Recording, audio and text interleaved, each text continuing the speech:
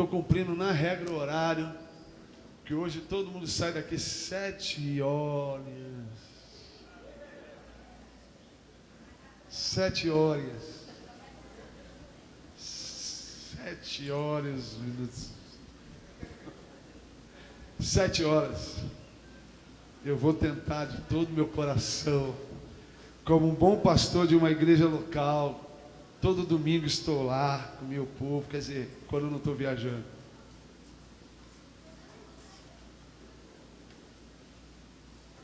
Queria mandar um abraço aqui para a igreja da minha esposa, viu, Jean? Minha esposa mandou um abraço a vocês e disse que em breve está aqui com a gente. Amém, querido? Afinal de contas, quando ela me viu almoçando um peixinho hoje, ela falou: ô amor, glória a Deus, né? Que engraçado. Amém, queridos? A gente fala tanto de cartas vivas. E eu sei que essa canção marcou essa igreja aqui, amém, irmãos? E eu fico muito feliz, até filmei, vou mandar um selfie hoje para geral lá na igreja. Mas eu queria deixar uma mensagem aqui, bem simples, mas que conta a história dessa canção e também diz o porquê esse ministério nasceu e o que significa carregar esse nome. Quantos aqui são cartas vivas de Deus aqui? Então amém, então estamos juntos. Amém? Cartas Vivas nasceu num momento de evangelismo. Eu já tinha tocado com um monte de gente, gravado com um monte de gente, um monte de música aí, enfim, servido a muitas pessoas. Por isso que ontem quando eu pregava, eu falava de 4 características, lembra? Se esvaziar, quem lembra? Se esvaziar, servir, se humilhar à mão de Deus e obedecer.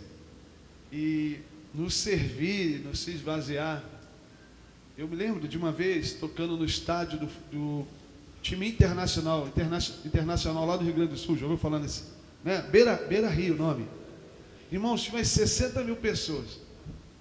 Um negócio louco.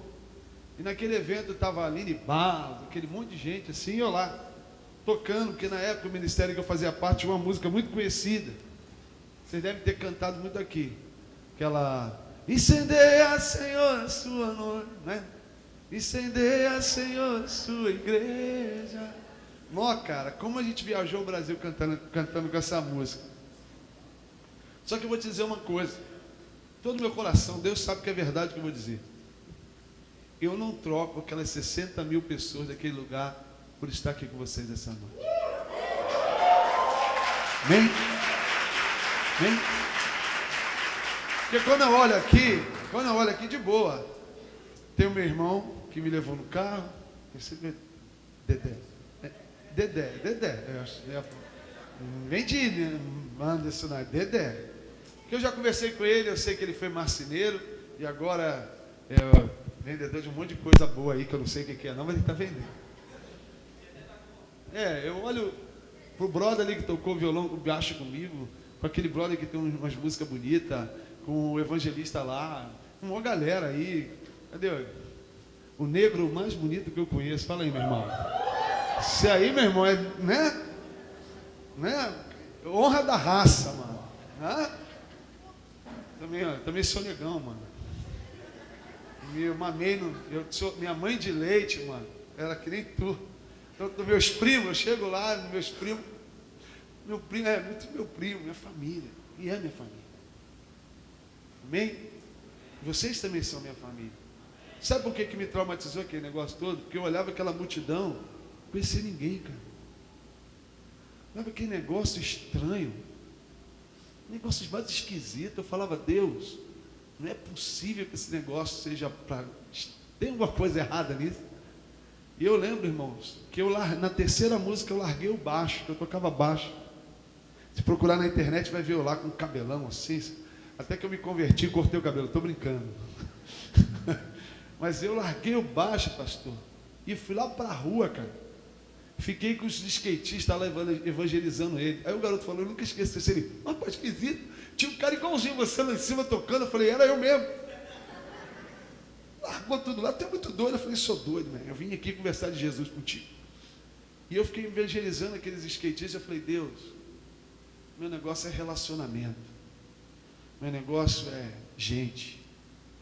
Então, irmão, foi me dando um vazio que eu abandonei aquilo tudo. E eu sempre pedindo a Deus, Deus, cansado um pouco de tantas coisas, assim, de ministério galáctico, gospel.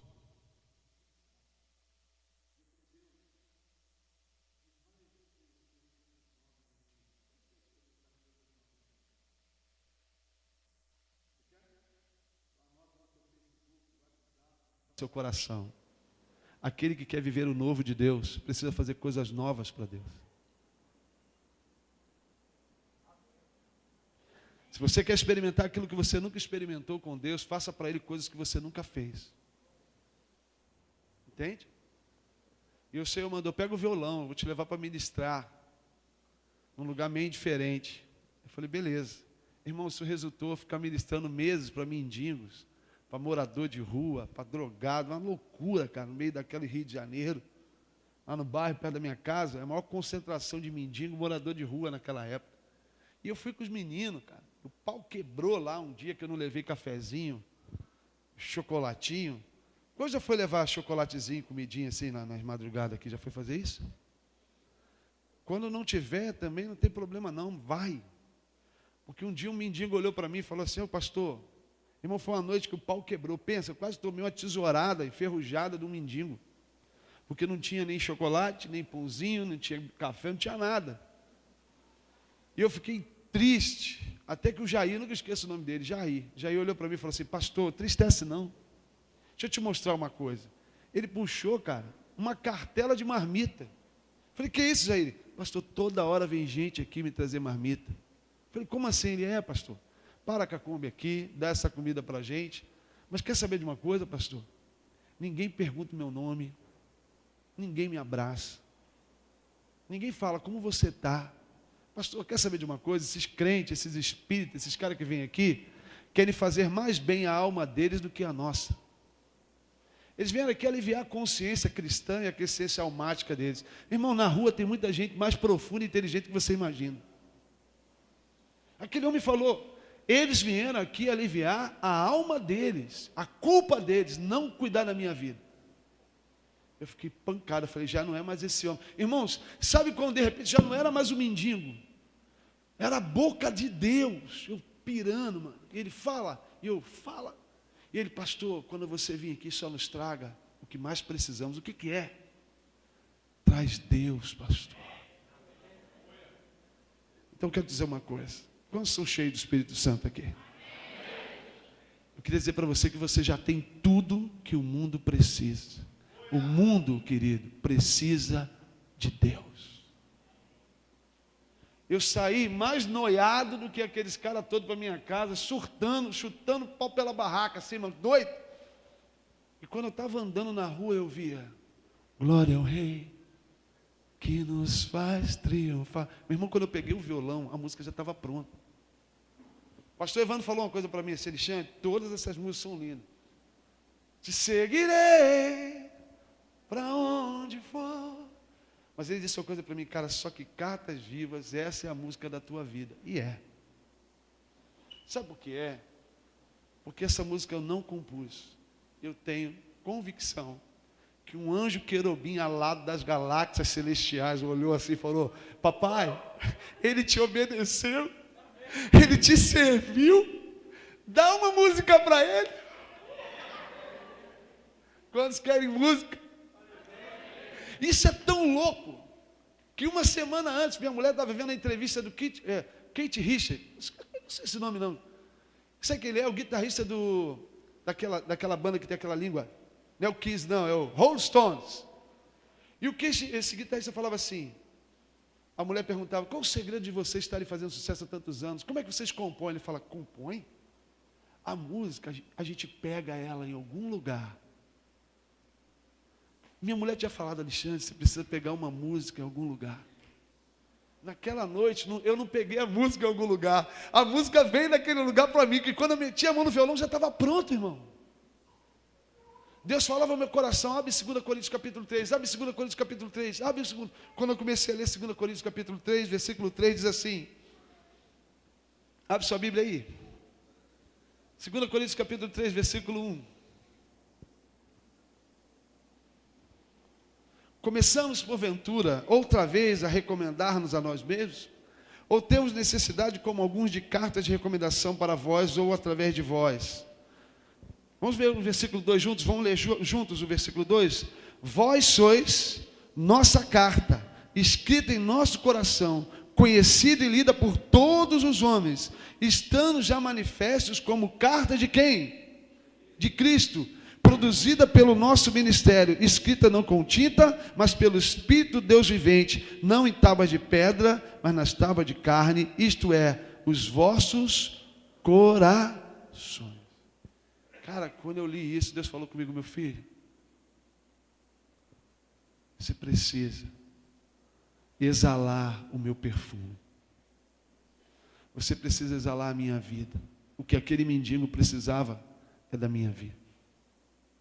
Essa noite a mensagem se chama Cartas Vivas. Porque Deus quer fazer uma obra na sua vida. Glória a Deus, Jesus. Esse texto está dizendo para nós, irmãos, algo muito desafiador. Entenda algo, ele está dizendo aqui, que nós somos o quê? Cartas vivas de quem? De Deus. Só que não para por aí. Ele está dizendo que já é manifesto que vós sois uma carta. De uma certa forma, isso é muito impactante. Mas de uma outra maneira, isso é muito desafiador. Porque eu queria te dizer uma coisa. Não pensem que não estão olhando para você. Porque o texto diz que a carta que você está escrevendo no seu coração já está sendo conhecida e lida por todos os homens. Deixa eu te dizer uma coisa. Todos nós vamos dar um testemunho. Olha para mim aqui, ó. Todos nós já estamos dando um testemunho da carta que somos. E isso me faz pirar a minha cabeça, sabe por quê, irmãos? Porque alguns darão um bom testemunho e outros darão um mau testemunho. A grande questão é que isso não depende mais de você, porque o Espírito de Deus já está em você, você já foi salvo, lavado e remido, e esse mundo está olhando para você, e esse mundo já está vendo o que Deus está fazendo ou não está fazendo na sua vida. Nas minhas experiências de evangelismo, quantos evangelistas temos aqui? Amém? Eu vou te dizer uma coisa, eu não tenho problema com satanista, eu não tenho problema com macumbeiro, eu não tenho problema com homossexual, eu não tenho problema com prostituta, eu não tenho problema com nada disso. Sabe qual é o meu problema? Crente, que dá mau testemunho. Graças a Deus eu tenho um amigo de tudo quanto é tipo de espécie de gente. E quando eu falo com esses caras, se você entende isso, o macumbeiro ele treme. O espírita fica confuso. O endemoniado é liberto. O problema todo, irmãos, nesses dias, é que o mau testemunho, as cartas que estão dando mau testemunho, estão ferindo o Evangelho. Isso acontece lá na minha terra. Eu sei que aqui no Espírito Santo não é assim.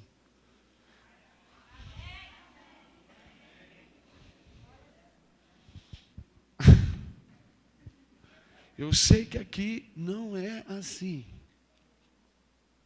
Mas lá na minha terra eu tenho percebido que muitos cristãos estão cometendo um mau testemunho. Repete-se comigo, uma carta precisa cumprir a sua missão, que é possível. Porque o carteiro, amém? O carteiro, que é o Espírito, precisa que você leve a carta. Então, ser uma carta viva é cumprir uma missão. Deus te chamou, querido, para sair do ponto A e chegar ao ponto B. Deus te chamou para cumprir a missão que a carta nasceu. Ele escreveu no teu coração uma missão, um destino, uma história. E é essa missão que, quando é cumprida, engrandece e honra o nome de Jesus. Você ouviu glória a Deus por isso? Não existe carta parada. Vou te contar uma história bacana. E quando nós estávamos nesse processo de criar a música, olha como Deus é lindo. E, eu falava, Digão, cara, o nosso ministério, Cartas Vivas, essa música, vai gravar esse CD, que Deus está falando com a gente de carta. Irmãos, como a gente é incrédulo, porque todo mundo tem um pezinho na incredulidade, amém, irmãos? Não tem essa coisinha? Fala comigo, Deus, fala comigo, Deus. Sabe o que Deus fez, pastor? Me levou para trabalhar no correio. Eu estou no Ministério Integral, um tempão, apareceu um cara e falou assim, pastor, eu sei que você está no Ministério Integral, mas eu preciso que você ganhe um dinheiro. Eu falei, como assim? Não, tranquilo, pastor, você vai trabalhar lá no correio. Eu falei, como assim? Não, a gente vai vender os negócios para os funcionários do correio. Eu falei, tá bom. Qual o horário? Não, você faz o seu horário, você vai lá 2, 3 dias na semana, e aí eu e o Digão para o correio, com a galera toda para o correio. Lembra, Digão? Cara, um belo dia eu estou no correio, o cara falou, sobe lá para cima. Eu subi. Quando eu subi, eu vi aquele monte de carta assim, cara. Eu falei, Deus, o que você trouxe aqui? Ele, é isso aí que eu vou fazer, esse monte de carta aí, ó. Eu vou espalhar essas cartas assim, cara, só para você acreditar, tá incrédulo demais, bicho. Eu falei, Deus, eu não vou resistir mais, eu vou fazer isso. E quando eu via aquelas cartas, eu via, Deus, esse ministério, o chamado de Deus para uma carta viva, é o chamado para um cristão que cumpre um chamado, uma missão, um destino. São crentes que não se conformam com bancos, são crentes que entendem que a salvação os levará a um novo nível espiritual. São crentes que entendem uma missão, um chamado, um destino, que não se acomodam com a vida espiritual que têm, mas são sedentos e cada dia querem mais, uma missão vencida, uma outra missão virá. Porque Deus é assim. Mas nós precisamos sair do ponto A e chegar ao ponto. Esse é o nosso desafio. Essa noite eu quero falar de o que você vai enfrentar, o que você tem que aprender e como chegar nesse lugar. Quantos querem chegar nesse lugar de destino aqui? Abre sua Bíblia em Romanos capítulo 12 comigo. Romanos 12 é a transliteração de tudo aquilo que eu estou falando. Estou correndo aqui. Deu certo. Romanos 12, versículo 1 e 2 diz assim: rogo-vos, pois, irmãos, pela compaixão de Deus, olha lá, que apresentei o vosso corpo como um sacrifício vivo, santo e agradável a Deus, que é o vosso culto, mas transformai-vos, versículo 2, e não vos conformeis com este mundo, mas transformai-vos pela renovação da vossa, a fim de que experimenteis qual seja a boa, agradável e perfeita vontade de quem? Sabe, a igreja já pregou muitas vezes essa palavra, e até eu mesmo já tinha lido e relido esse texto, e nunca tinha entendido muito bem o que esse texto diz. De quem é a vontade? De quem é a vontade? A gente já leu, eu já li isso muitas vezes, achando assim, Deus, eu vou fazer tudo certinho, e eu vou conhecer a boa e perfeita vontade de Deus na minha vida. Não é a boa e perfeita vontade de Deus na sua vida, é a boa e perfeita vontade de Deus na sua vida. E pode ser que a boa, perfeita e agradável vontade de Deus na sua vida não seja boa, nem perfeita e nem agradável para você, mas é boa, perfeita e agradável para Deus. Vocês estão entendendo?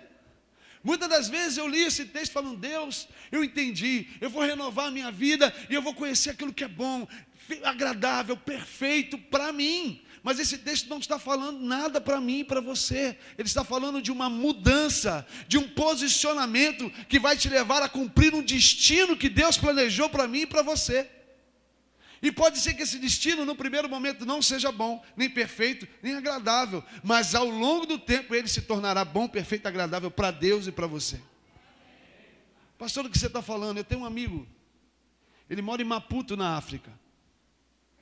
Ele já teve 12 malárias. E você fala para ele: Marcos, como você suporta isso? Ele fala: não me tira daqui, cara. Há 2 anos atrás, Angola estava prestes a uma guerra civil. Não sei se você sabe disso. E a igreja que eu pastoreava se juntou e falou: vamos pegar a Patrícia, que é a esposa dele, as 2 crianças. Marcos, você é o próximo. Ele falou: não me tira daqui.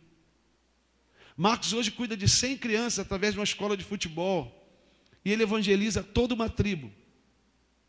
E ele falou: não, pastor, não me tire daqui, porque eu não vou sair daqui.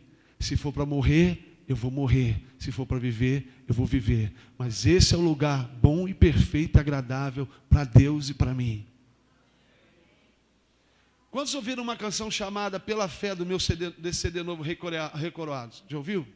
A canção diz: e o justo viverá por fé em tua palavra. A história dessa música é por um homem desse que está chegando no ponto B. Eu tenho um amigo chamado Sagares. E um dia que você quiser saber sobre missões, e um dia que você quiser conhecer um homem semelhante a Jesus, traga o Sagares aqui. Eu não conheço ninguém tão parecido com Jesus como ele. Mas Sagares estava em Maués, uma tribo, 18 horas rio adentro no Amazonas. Ele estava lá cavando um poço artesiano para as crianças da tribo, água. Enquanto Sagares cavava esse poço, seu filho e sua esposa estavam em Belo Horizonte. O problema é que o seu filho de 2 anos fugiu de casa escondido, porque criança de 2 anos, vou te contar uma história, irmão. Toma cuidado com balde e toma cuidado com piscina. A gente talvez não tenha noção de quanta criança morre afogada em balde. Só que o filho de Sagares, o Caio, furou o bloqueio da piscina. Enquanto Sagares cavava água para as crianças na tribo, seu filho morria afogado na piscina. Difícil falar sobre isso. Eu estava voltando uma ministração, eu e meus filhos. Sagares ajudou meus filhos muitas vezes. E quando eu estava voltando, o telefone tocou. Xande, Caio morreu. Sagares quer te ver. Pastor Cirilo foi uma bênção. Não tinha como ele sair da tribo. Pastor Cirilo conseguiu, através de alguns contatos, um hidroavião, tirou ele de lá, correu para Manaus. Ele conseguiu chegar em Belo Horizonte. A criança ia ser enterrada sem o pai. E Sagares abraçou aquela criança, oraram pela ressuscitação da criança, a criança não ressuscitou. Eu só fui lá dar um abraço nele. Mas deixa eu te contar uma história. Passado 2 anos, eu quero te perguntar onde você acha que Sagares está? Em Belo Horizonte, desistindo do seu chamado, desistindo do lugar bom, perfeito e agradável de Deus? Não. Sagares, 2 anos depois, pegava o seu filho, que nasceu depois, a restituição de Deus.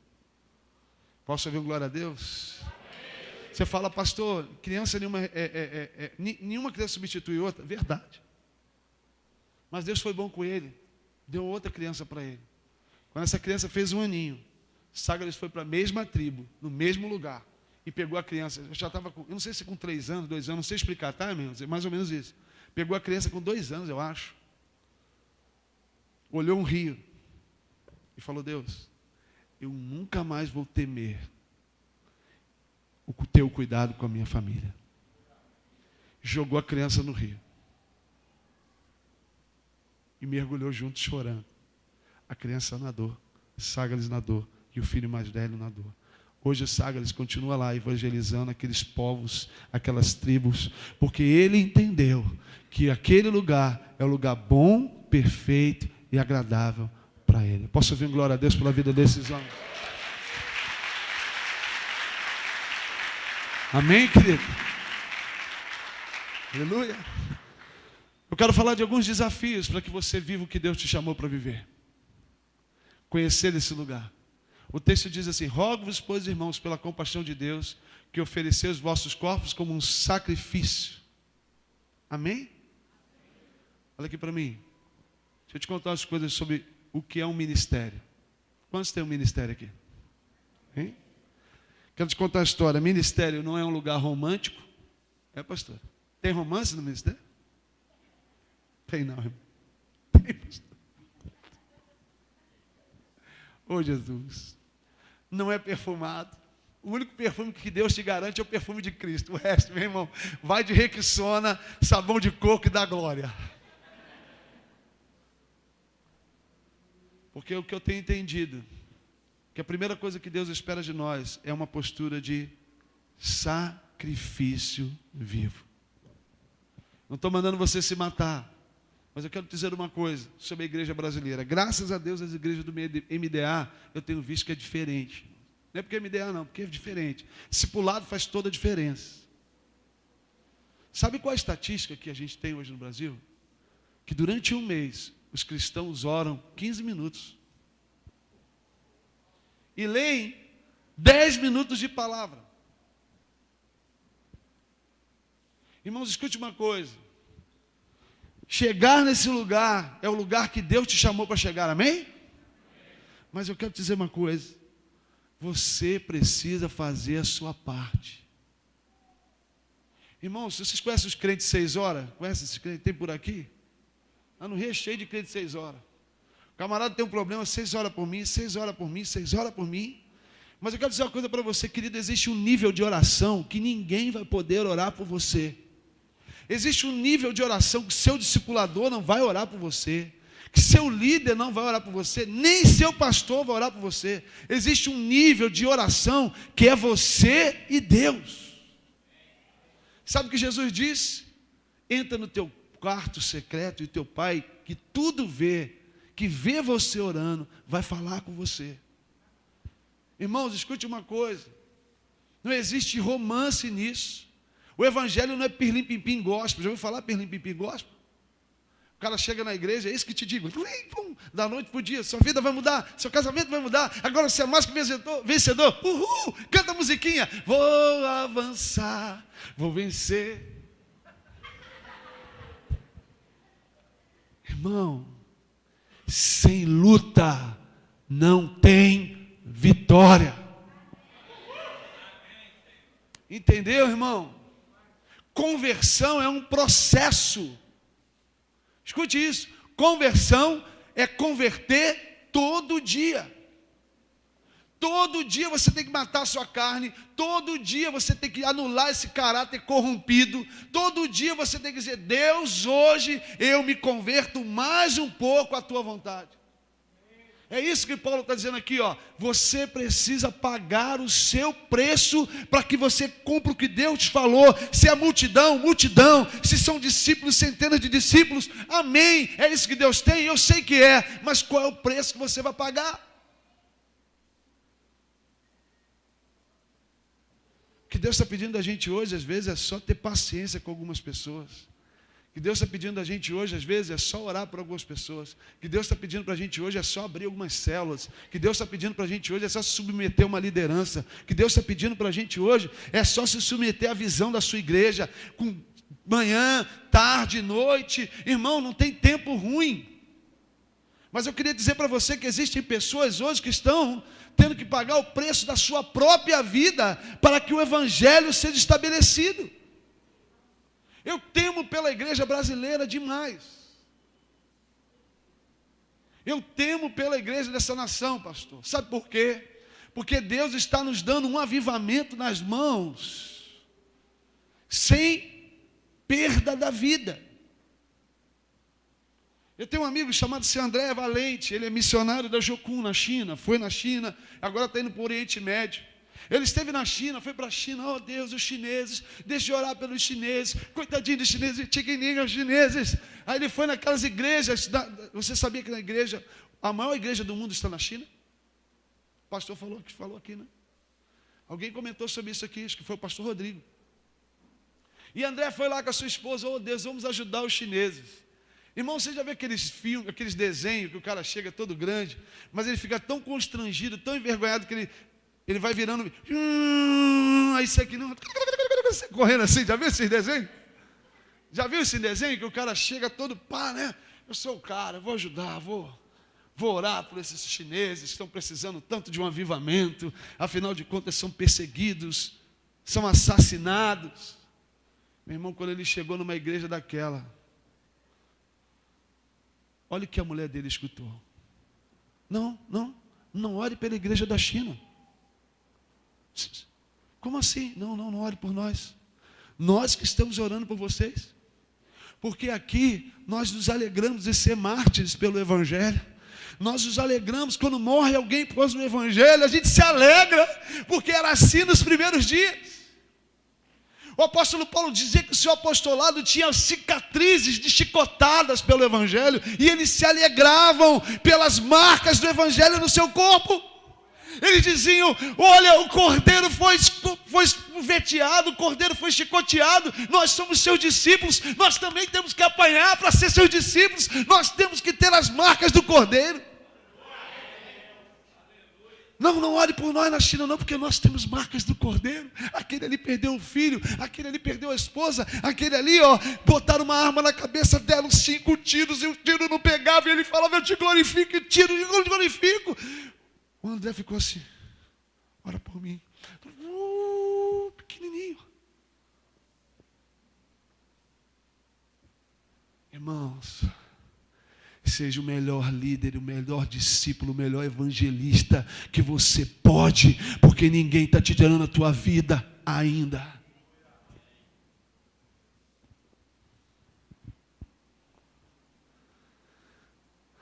Qual é o preço que você tem pago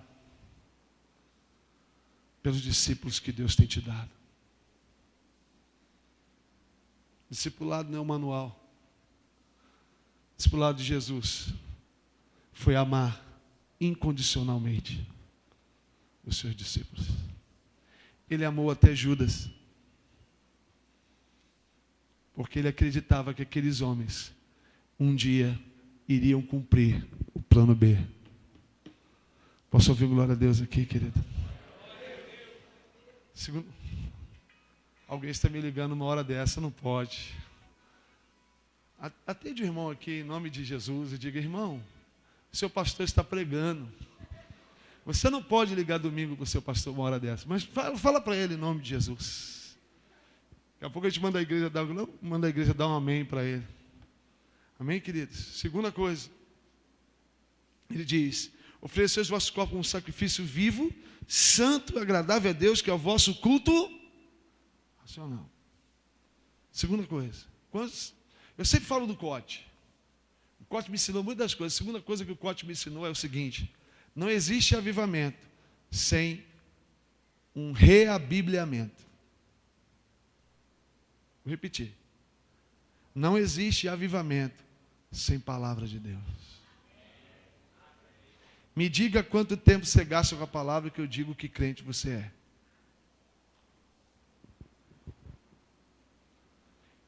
Eu tive um pastor chamado Álvaro Trindade. Eu não conheço até hoje no Brasil uma sumidade tão forte no Evangelho quanto ele. Ele faleceu. Mas tem um testemunho muito bonito. Quantos são já casados aqui? Só os pais. As mães.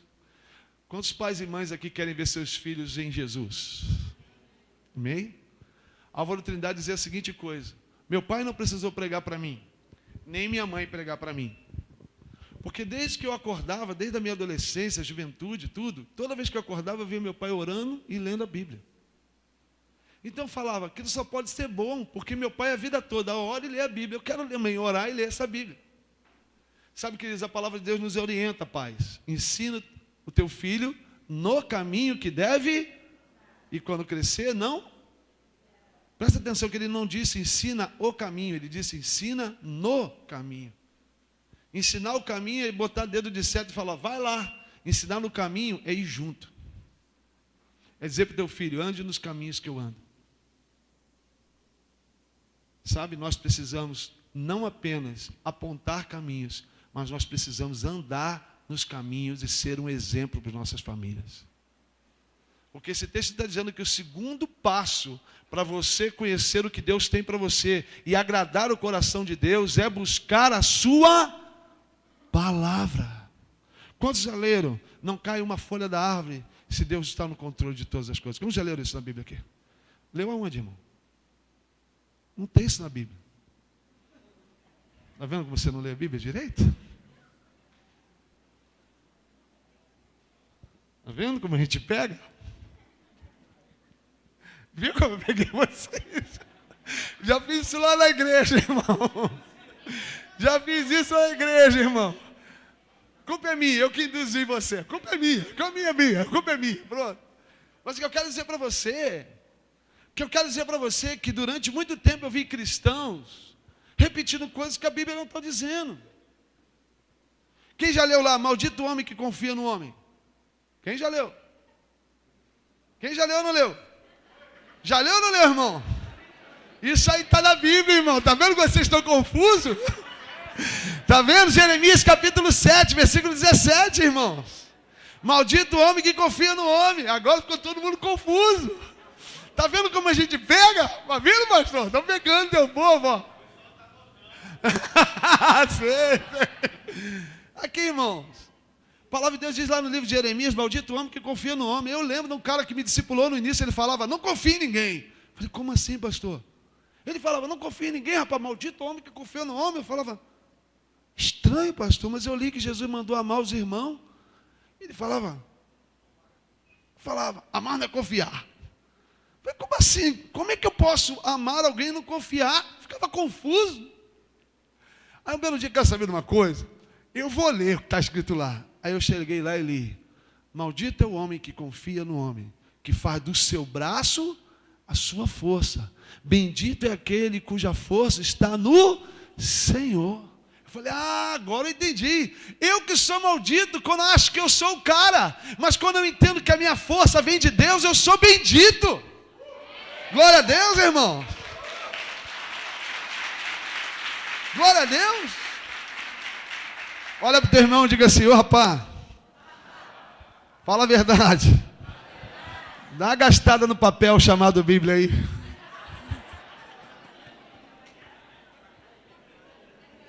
Amém, irmãos? Dá uma gastada na palavra aí, cara. Aleluia. Amém, queridos? Olha para mim, nós todos temos um desafio, amém? Porque Paulo também diz, e não vos conformeis com este mundo, ou com este século. Desde o Éden, tem uma frase de Satanásio. Conhece a frase de Satanásio? Não tem nada a ver. Deixa eu te falar desse século. Deixa eu te falar sobre o diabo. O diabo não tem chifre, não é vermelho, não tem garfo. O diabo é bonito, irmão. Ele é malhado. Irmãzinhas, cuidado. Rapaziada, o diabo está ali pelo lado daquele pânico da vida. Cuidado, você acha Satanás ali. Cuidado, irmãos. O diabo não tem celulite. Fica ligado, irmãos. Sabe por quê? Porque o diabo quer gerar uma mentalidade demoníaca. Uma das formas que Satanás faz e trabalha é construindo uma formação de opinião, de pensamento, de conceito moral, social, amém? E comportamental. O que é isso, pastor? Eu estou falando que o diabo ele quer ser uma influência de formação de caráter. Quem te falou que você tem que malhar? Por quê? Quem te falou que você tem que fazer tal coisa? Por quê? Quem te falou que tem que tatuar? Por quê? Quem te falou que você não tem que fazer nada, você tem que ser você? Posso ouvir um glória a Deus sobre isso? Olha para você aí, dá para olhar para você? Mete aquele, né? Fala, eu sou aquilo que diz, que Deus diz que eu sou. Eu tenho aquilo que Deus diz que eu tenho. E eu posso aquilo que a palavra diz que eu posso. Posso ouvir um glória a Deus, irmãos? Fala assim, eu sou lindo. Fala assim, eu sou lindo, eu estou feliz, mano. Amém? Porque é uma coisa, bicho. Eu não entendo. Não entendo. O apóstolo Paulo diz assim, não vos conformeis com este século. No original é, não se amoldeis, não se modelem segundo este século. Ou seja, não se adeque Vocês estão entendendo o que eu estou falando? Não se adequa a essa mentalidade, gente, não para com isso. Quem te falou que é normal? Hoje em dia, outro dia eu estava na casa de uns ímpios, ele fala assim, agora é assim. Eu falei, por que agora é assim? Ah, porque na novela diz que é assim. Irmãos, vou falar uma coisa para você, com todo respeito. Crente que vê novela precisa se converter. Crente que vê novela tem que se converter. Não precisa converter, não.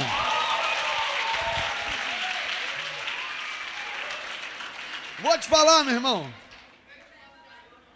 Crente vascaíno pode abençoar a vida. Crente flamenguista tem que se converter também.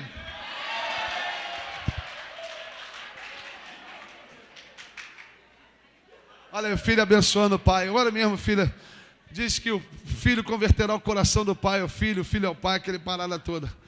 Oh, Jesus, libera sobre ele a cruz de Malta, em nome de Jesus. Preste atenção, irmãos. Você que está estudando, sobretudo em colégio público, a postura do MEC está vindo aí. Pai, mãe, fale de sexo com seus filhos. Fale de drogas com seu filho. Ô pai, ensina teu filho o que é transar. Mostra para o teu filho. Mãe, ensina para sua filha o que ela vai ter, com a mulher que ela vai ter que ser. Sabe por quê, querido? Isso é discipulado. Não deixa que esse mundo venha ensinar para o teu filho a sujeira. Porque se seu filho não aprende com você, ele vai aprender com alguém. Eu costumo dizer que o discipulado da casa, quando é negligenciado, o discipulado do botequim começa. Quando a gente não é pai, alguém vai ser pai do nosso filho. Quando a gente não é mãe, alguém vai ser mãe do nosso filho. Amém, pastor? Vocês estão me entendendo? Isso é tão sério. Porque esse mundo quer modelar o caráter do teu filho. Ele quer modelar o teu caráter. Quem te falou que é normal transar antes do casamento? Quem te falou? E eu estava naquela casa, está minha família. É minha família, irmão. Agora é assim. Eu falei, quem te falou que agora é assim?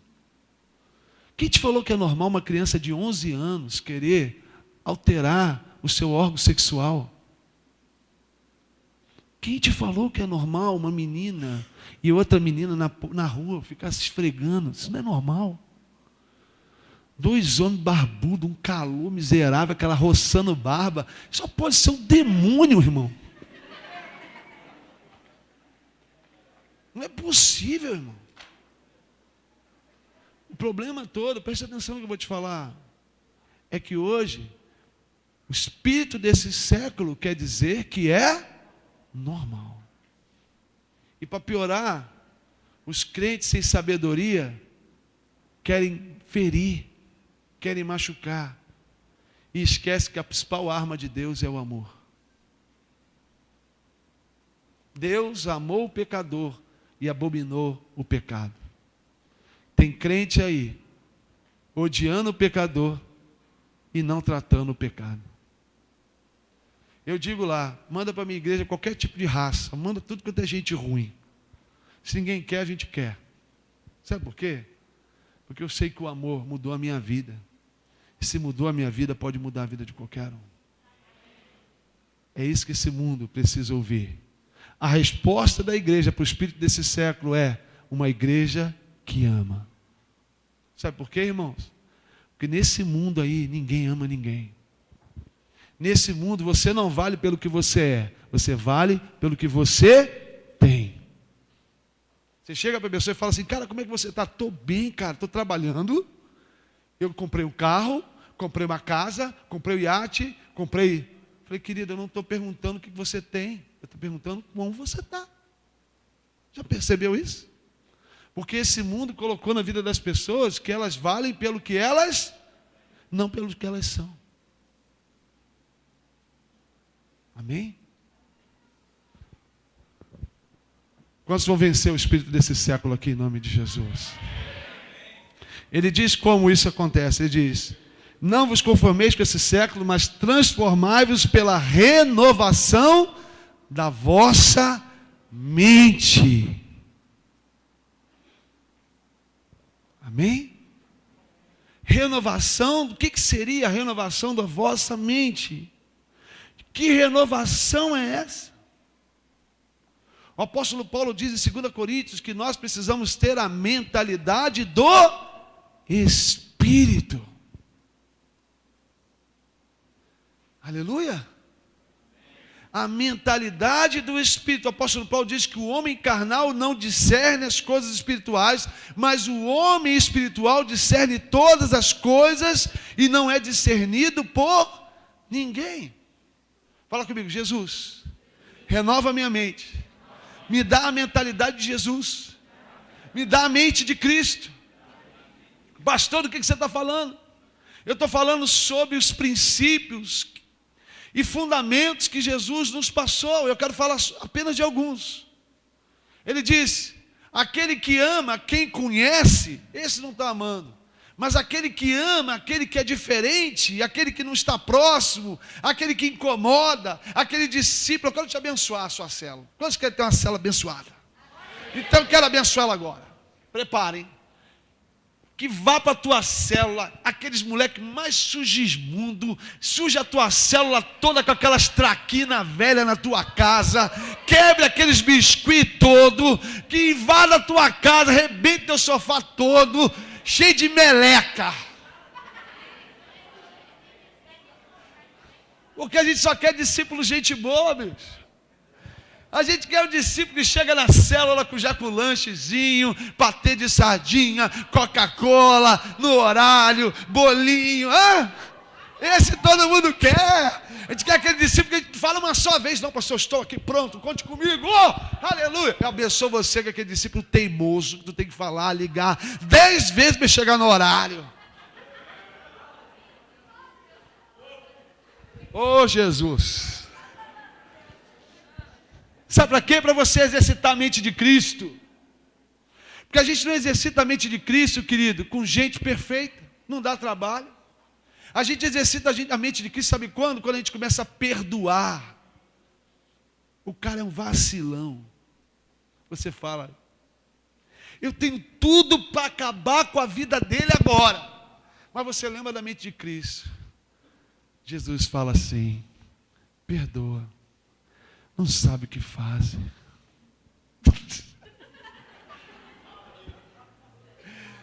Irmãos, você vai vencer o mundo como? Fazendo o que todo mundo faz? O cara vacilou, tu dá logo um bandão. Você está vacilão. Isso todo mundo faz. O apóstolo Paulo está falando aqui, olha, renova a tua mente. Tenha a mentalidade de Cristo. Que amou quem não o amava, que perdoou quem não o perdoou. Sabe, irmãos, você está pensando que foi quem que gritou, crucifica? Você está achando que foi quem que disse, Barrabás? Quando Jesus estava ali no alto daquela sacada, do lado de Pilatos, eu tenho certeza, pastor, que ele viu pessoas que ele curou. Ele viu pessoas que comeu daqueles 2 pãezinhos, daqueles 5 peixinhos que ele multiplicou lá. Jesus viu. Olha para mim aqui.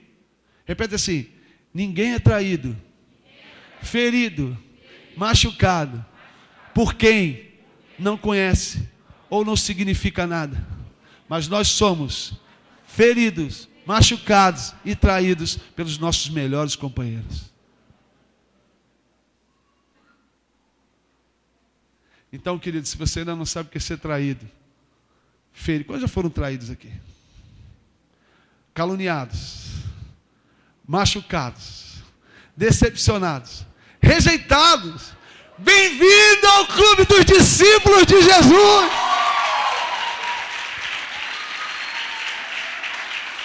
Está acabando, pastor.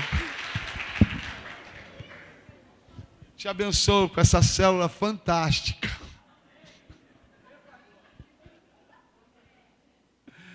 Amém, irmãos? A fim de que experimenteis qual seja a boa, perfeita e agradável vontade dele.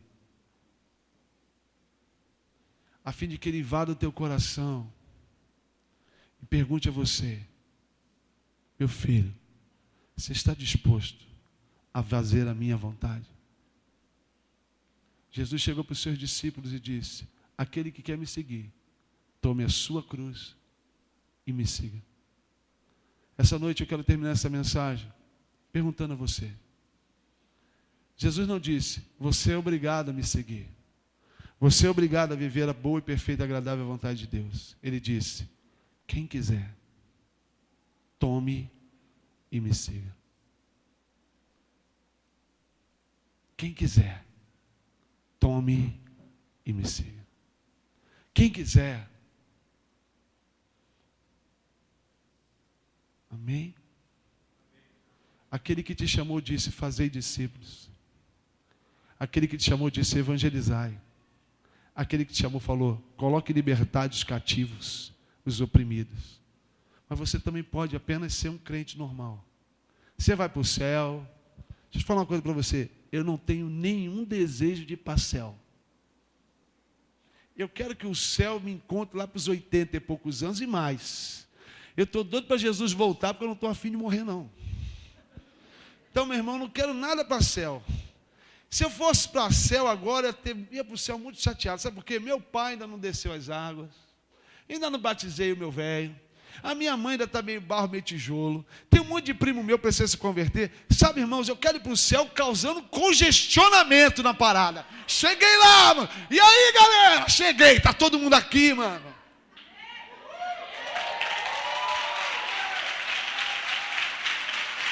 Entendeu, irmão? Negócio de céu agora não rola. Não rola, não rola, não rola, não rola. Eu quero te perguntar o seguinte. O Brasil está cheio de crentes de dois tipos. Um monte de crente querendo ir para o céu. Eu sou salvo, lavado, remido. Beleza. Ô, gente chata.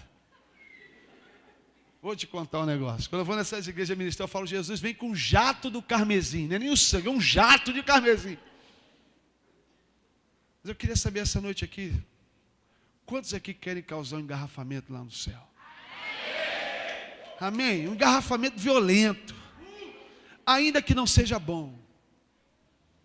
Ainda que você fale: caraca, Deus, não é possível que eu vou perder isso. Ainda não é possível, Senhor, que eu agora não vou mais para o meu futebol às quarta-feiras. Não vai mais. Ah, Jesus, mas eu sonhei tanto com aquela faculdade. Não vai mais, querido, vai para a África. Ah, Jesus, mas eu queria tanto casar. Não, não vai casar.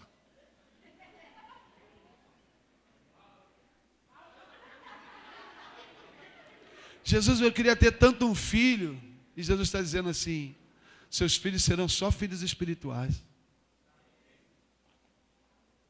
Sabe, irmãos, os planos de Deus não são o padrão desse mundo. O padrão desse mundo é você estuda, casa, loves my fine, minha casinha bonitinha, meus filhos little Bibi, Golomai. Mas, irmãos, deixa eu te falar uma coisa. Pode ser que a história seja outra. Pode ser que aquilo que você hoje mais se alegra e diz: pai, minha filha, me dá. É meu. Pode ser que ele te peça: sabe esse carro que você lutou tanto para ter? Talvez você passe no lugar e fale: filha, dá para aquela família ali que está precisando. Sabe aquela casa que você teve? Dá. Irmãos, eu já dei casa, eu já dei violão, eu já dei carro. Tudo que ele pede, às vezes dói demais, demora um pouquinho. Toma umas cacetadas. Mas eu aprendi o seguinte. Um belo dia a mamãe sonhou para mim: ele será piloto de avião. Minha mãe tinha sonhos. E eu me lembro quando eu não fui piloto de avião, eu me tornei analista de sistemas. Ela se alegrava: ô filho, você bota as roupas. Eu botava roupas bonitas. Até que um belo dia eu ia para diante do trono. Quantos já estiveram diante do trono? Eu já estive, irmãos. 15 minutos meu de oração no meu trabalho. Só tinha um banheiro lá. Aquilo era um trono mesmo, irmão. Eu me ajoelhava para orar ali e falava: Deus, até quando? Até que um dia ele falou: meu filho, me dá tudo. Graças a Deus eu não vim para o evangelho precisando de dinheiro. Sabe, irmãos, eu dei dinheiro para estar no evangelho. Eu ganhava muito dinheiro. Eu tinha uma profissão. E eu amo o texto de Jesus quando ele diz assim: tem de bom ânimo, porque eu venci o mundo. Quando eu estou no Evangelho, quando eu me vejo pastor, eu sei que um dia eu venci esse mundo. Mas eu peguei tudo que eu conquistei e falei, Deus, essa é minha oferta para fazer a tua vontade. Essa é minha oferta para um dia estar no Espírito Santo abençoando alguns irmãos. Deus, eu sou a tua oferta.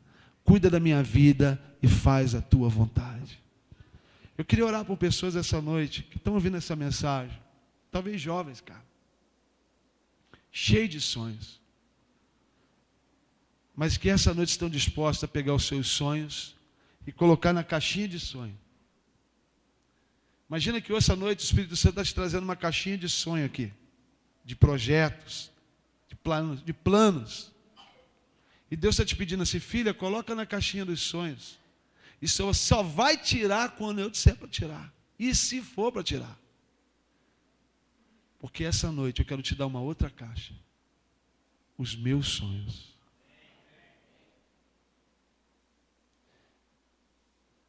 A Bíblia diz que o teu nome foi escrito no livro da vida. Presta atenção aqui que eu já estou terminando. E no livro da vida, Deus escreveu um sonho para você. A Bíblia também diz em Mateus 24 que um dia todos nós seremos julgados.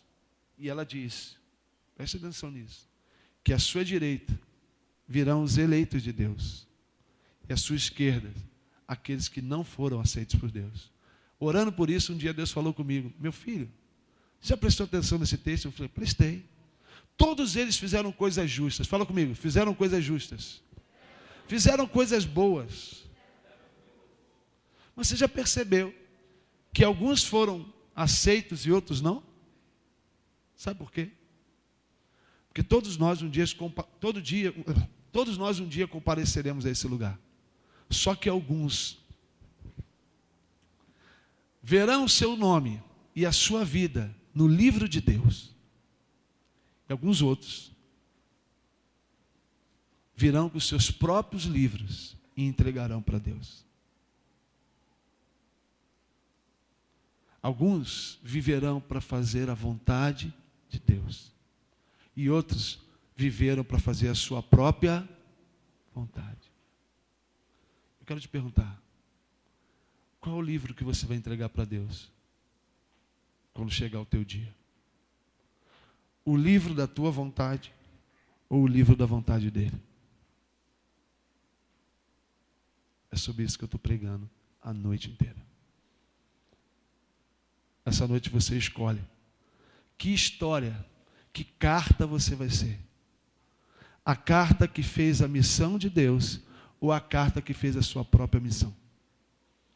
Você que decide. Fecha teus olhos, vamos orar ao Senhor. Queria chamar a minha equipe aqui.